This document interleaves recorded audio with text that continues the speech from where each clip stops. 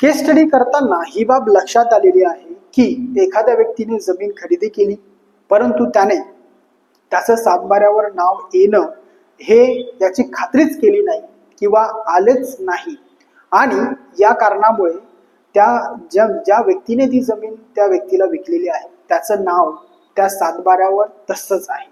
याचा फायदा घेऊन तो जो मूळ मालक आहे तो ती जमीन इतरांना विकत असतो, आणि येथे जरी पहिल्या व्यक्तीने जमीन विकत घेतलेली आहे आणि त्याचं नाव सातबाऱ्यावर येणं भाग होतं, ते राहून गेलेलं आहे, आणि ती जमीन परत इतरांना जर त्या मूळ मालकाने विकली असेल तर नक्कीच येथे गुंतागुंत ही मोठ्या प्रमाणात होत आहे. त्यामुळे सगळ्यांना हे सांगणं असेल की आपण जो व्यवहार केला किंवा करणार आहोत त्याची नोंद ही सातबारा सदरी होणं गरजेचं आहे, आणि ती करून घेणं देखील तितकंच गरजेचं आहे.